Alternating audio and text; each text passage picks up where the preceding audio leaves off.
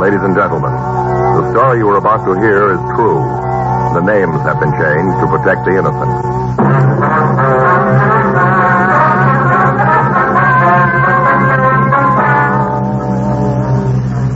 You're a detective sergeant. You're assigned a burglary detail. A string of safe burglaries breaks out in your city.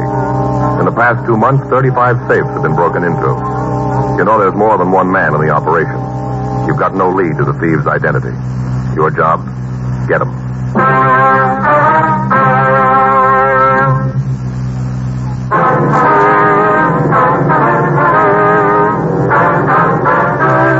Dragnet, the documented drama of an actual crime. For the next 30 minutes, in cooperation with the Los Angeles Police Department, you will travel step by step on the side of the law through an actual case transcribed from official police files. From beginning to end, from crime to punishment, Dragnet is the story of your police force in action.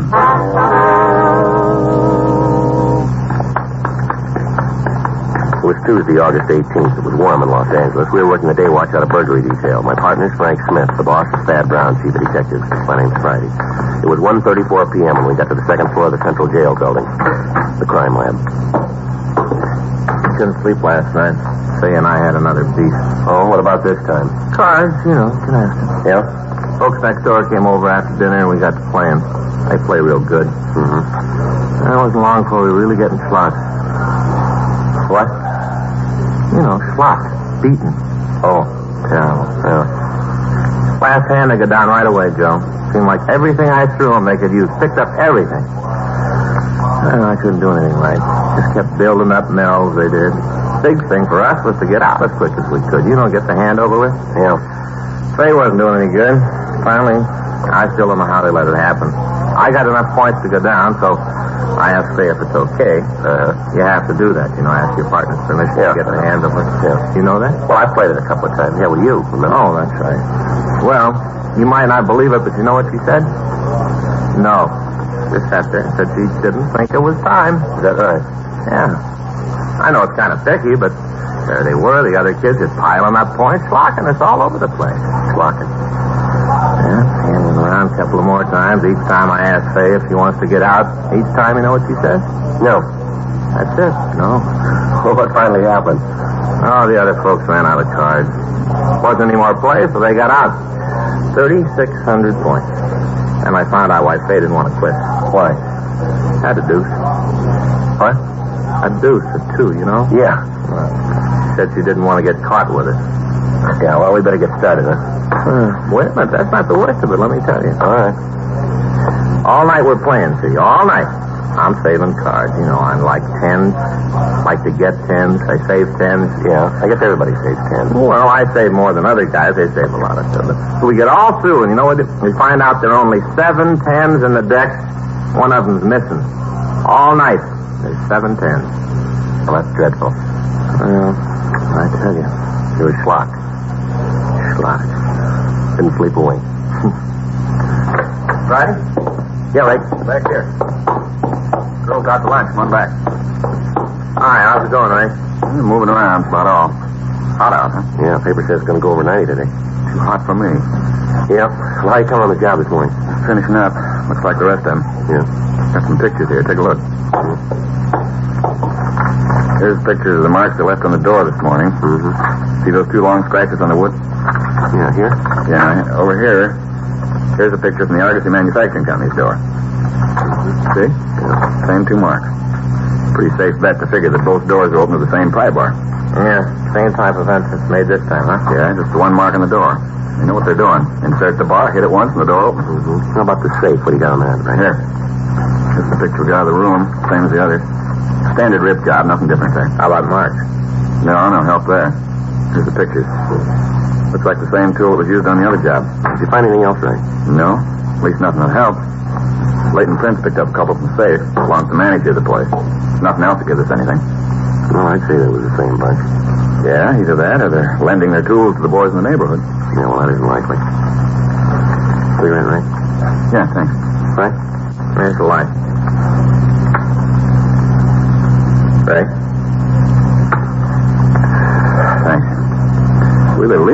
size for this one, huh? Yeah, Skipper's taking a lot of heat.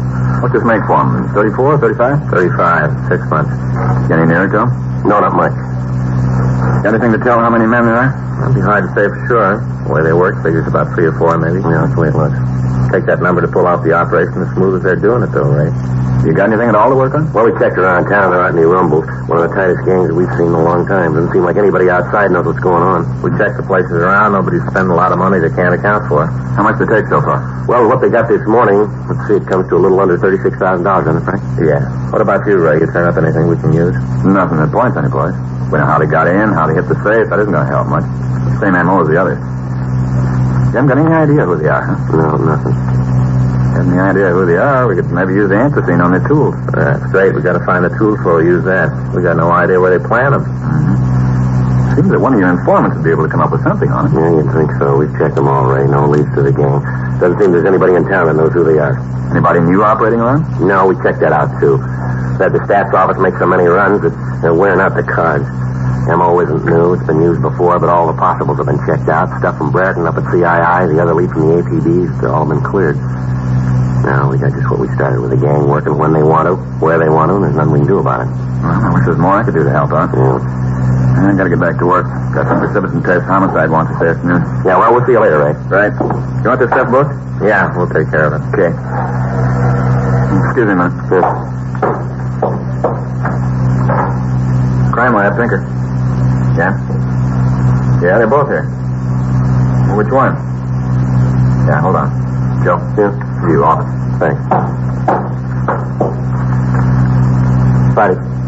Oh, yeah, Chandler. Uh-huh. When did he call? Yeah, well, what's that number? 44? Right. Yeah, I'll call him right away. Bye. Bye. Chandler, huh? Yeah, Don Jackson called. Said he wanted to get in touch with us. Jackson? Doesn't ring any bells. The guy we sent last month. Remember? Looked like the guy who was in on the service station job. Oh, yeah, I remember. Guy with the waxed mustache. Mm-hmm. Hello. Don Jackson? Well, could I speak to him, please?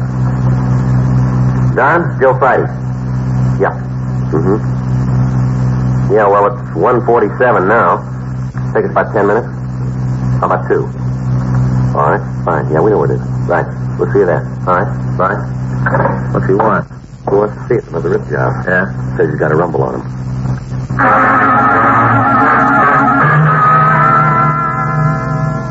Don Jackson had been a suspect in a series of service station burglaries we'd investigated. He'd been picked up and interrogated, but investigation showed that he couldn't have been involved in the theft. Since he'd been released, we'd heard nothing from him, and as far as we knew, he'd gone back to his job in a downtown clothing store. From what he told me on the phone, he had some information about the current series of safe burglaries. 1:48 p.m. Frank and I left the crime lab and drove over to the store where Jackson worked. He managed to get relieved, and he took us to a small coffee shop near the store.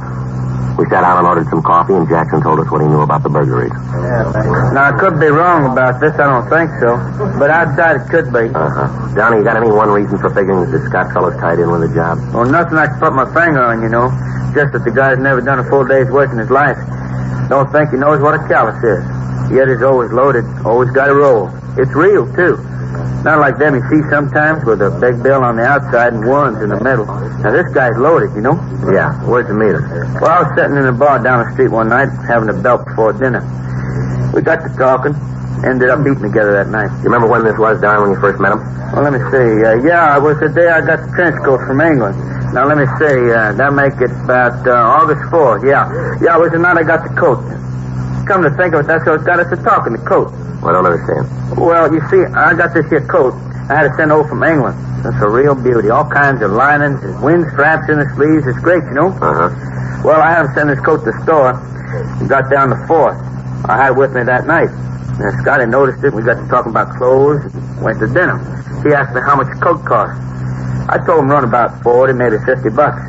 He asked me if I could get one for him, and I told him sure.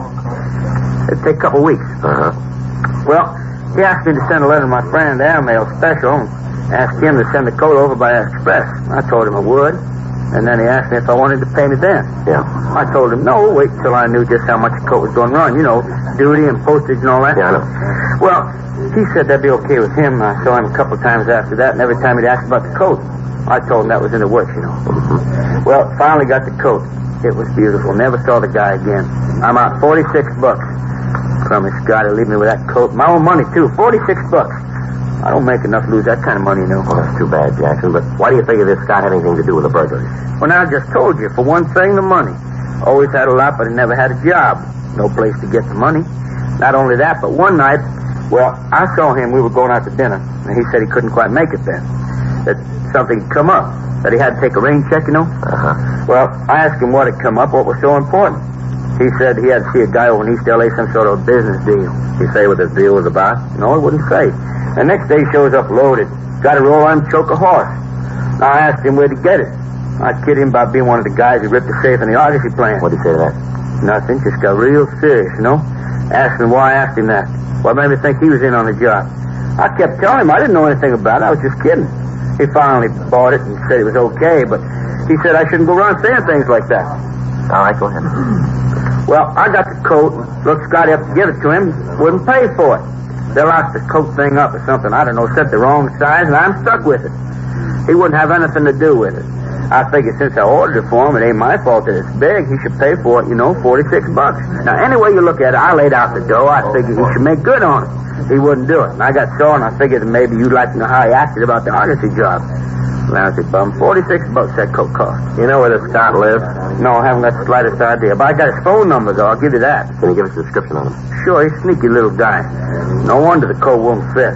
Little bitty guy, you know. Yeah, now you say his full name is Leonard Scott, is that right? Yeah, crummy bum. I hope you get him. Well, we'll talk to him, Don. He knows something about it. I'll bet money on it. He knows.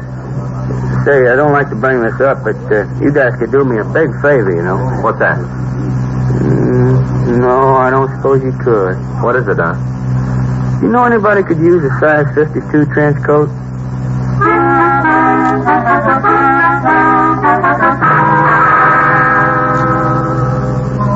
We continued to talk to Don Jackson. We got the description of Leonard Scott and his phone number. 3:15 p.m. We drove back to the city hall and checked the names through R&I. We came up with several possibles. The mug shots were pulled on them, and they were shown to Jackson. He was able to identify one of them as the man he told us about. The suspect had a record for burglary and had served 2 terms in the state penitentiary at San Quentin. He'd served his full term and was not on parole. We checked the last address on his convict registration card, and we found that he lived in a rooming house on West 11th Street. The phone number he'd given Jackson was the same as the one on the registration card. We drove over to talk to him.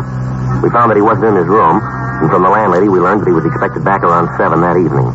We checked his room in company with the landlady, and then we called the office and told them where we were in the event they had to contact us. We waited in the living room of the house for the suspect to return. 7:15 p.m. So? Yeah. He matches the description, doesn't he? Come on. Just a minute. You Leonard Scott? Yeah. Who are you? Police officers like to talk to you. What's this all about? It'd be better if we went up to your room. Oh. All right, come on up. Can't you give me some idea what this is all about? We'll talk to you about it. Go ahead. Open the door. Go ahead. Yeah.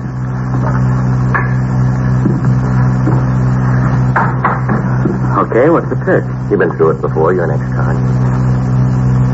We interrupt this program to bring you a special news bulletin.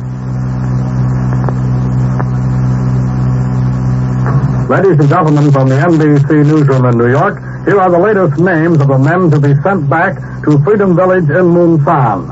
We have 4 more names for you at this time of our sick and wounded who have been sent back by the Reds to the Allied side in Munsan. Corporal Vernon C. Warren of St. Louis, Missouri. Vernon C. Warren of St. Louis, Missouri. Roy M. Jones of Minneapolis, Minnesota. Jones gave no rank. Roy M. Jones of Minneapolis, Minnesota. PFC David Ludlum, Ludlum, of Fort Wayne, Indiana. And PFC Ray Medina of New York City. PFC Ray Medina of New York City. All of these men are reported to be in fine shape. Stay tuned to your NBC station for the later news. Oh, you're out of your mind. Yeah, we got a witness who tells us he showed up with a pocket full of money the next day. He's fallen twice before for burglary. You can't account for your time before or after today, but you happen to have an alibi for the night of the heist. You got no steady job, but you got plenty of money. Now come off it, Scott. We got you nailed for the job, and you know it. You got a choice of giving us a hand on this thing. It'll be marked down in your favor, or you can be a big man and stand for this thing alone. It's up to you. We'll play it any way you want.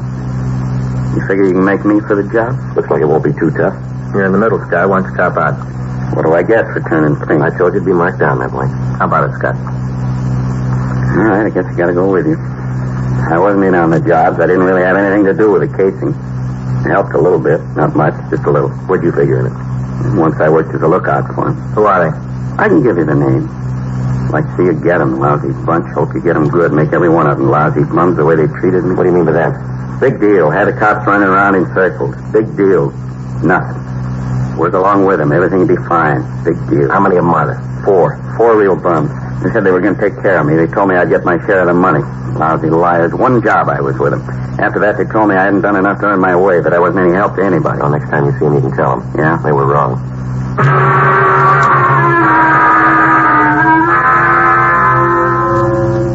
We got the names of the 4 men who were involved in the burglaries. We took Leonard Scott down to the city hall and pulled the packages on the 4 suspects. He gave us a positive identification on them. We checked with Captain Wisdom, and it was decided to wait until we could catch the suspects in the actual attempt to commit a burglary. We checked out the address of the 4 suspects and got as much information as we could on them without letting them know that they were under surveillance. Additional teams of men were assigned to the stakeout. Each of them was watched 24 hours a day, and each of the teams of detectives were in constant contact with the burglary division. 2 days passed. None of the suspects made any attempt to make contact with the others. We met with the district attorney, and it was decided that in the interest of bringing the gang to justice, the first suspect, Leonard Scott, should be released from custody to act as an informant for us. He would be kept under constant surveillance. Frank and I were assigned to follow him. In the next 3 days, he went about his business as usual. Each evening, he'd leave his rooming house and walk through the bars in the downtown area. He told us that contact and information regarding the burglaries was made by the leader of the gang, one of the suspects named Howard Ramsey. On Monday, August 24th, we saw Ramsey approach Leonard Scott. They talked briefly in the rear of a bar on 6th Street, and then Ramsey left. We waited for about 15 minutes, and then we saw Scott leave the bar. We followed him down the street to an all-night coffee stand. We sat down next to him at the counter, and at the first opportunity, he told us what Ramsey had said. You guys haven't got long to wait. What'd he say? Deal's set. It's going to be a machine shop out in West L.A. Rumble is the safe has over 25 grand in it. Biggest job they've tackled. You say how it's going to work? Yeah, I'll fill you in on it. Thought you might want to get in touch with your office, so. How's that? It's going to work tonight.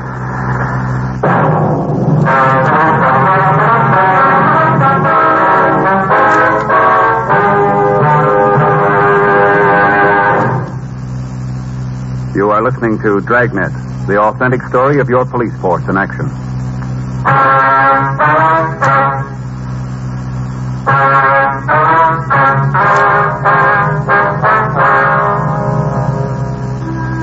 .32 p.m. We got the rest of the story from Leonard Scott.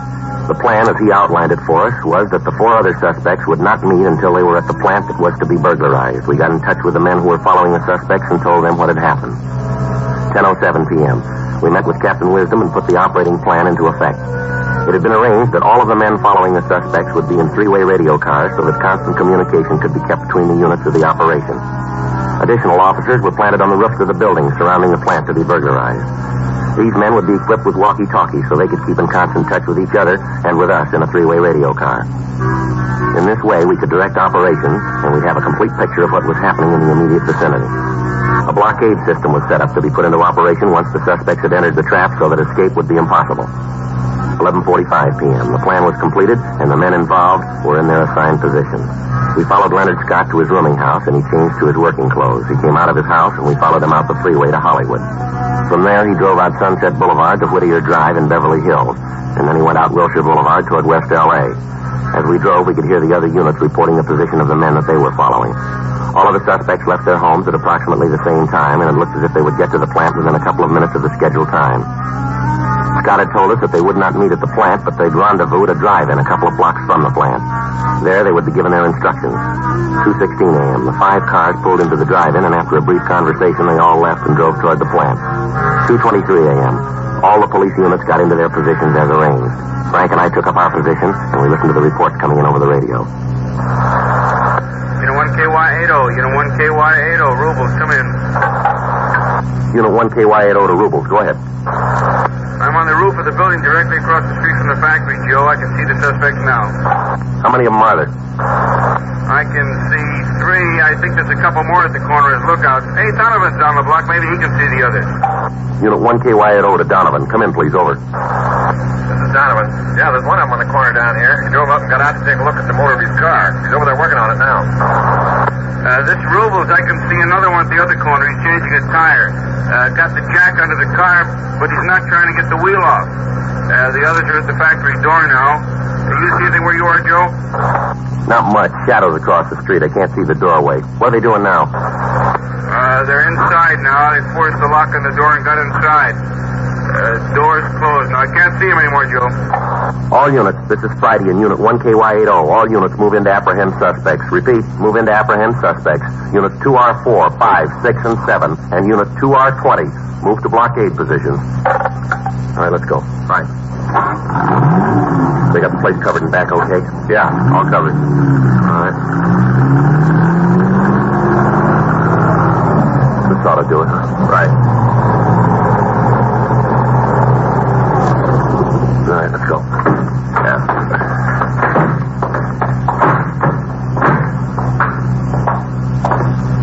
Well, I got the lookout. Yeah, I see. Well, let's take it easy, huh?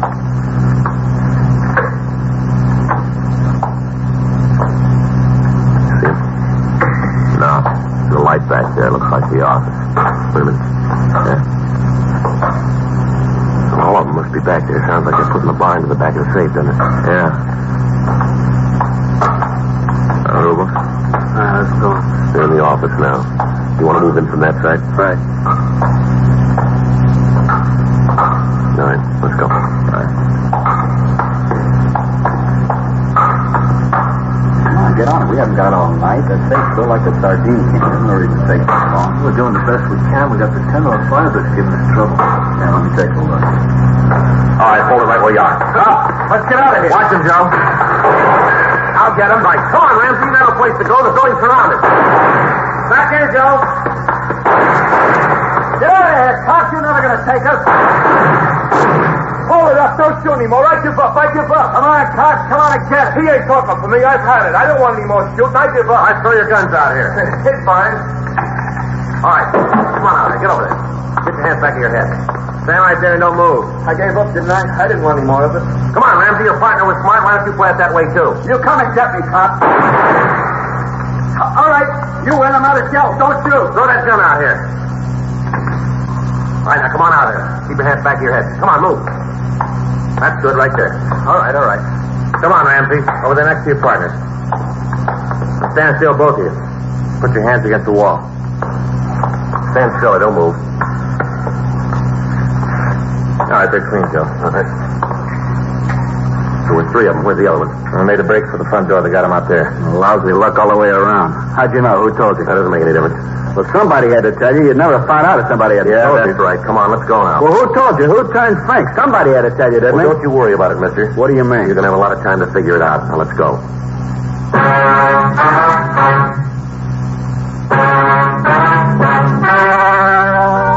The story you've just heard was true.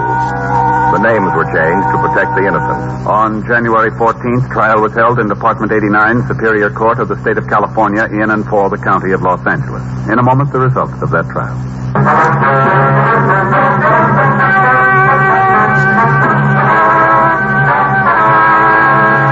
Howard Allen Ramsey, Jack Irwin MacArthur, and the other two suspects were tried and convicted of 15 counts of burglary in the first degree. They received sentences as prescribed by law. Burglary in the first degree is punishable by imprisonment in the state penitentiary for a period of not less than 5 years. Because of his cooperation, Leonard James Scott was given a lighter sentence, and at the conclusion of his prison term was placed on probation for a period of 2 years. Ladies and gentlemen, we wish to thank the editors of TV Guide for the cover picture and story on Dragnet. You can get TV Guide at your favorite newsstand. You have just heard Dragnet, a series of authentic cases from...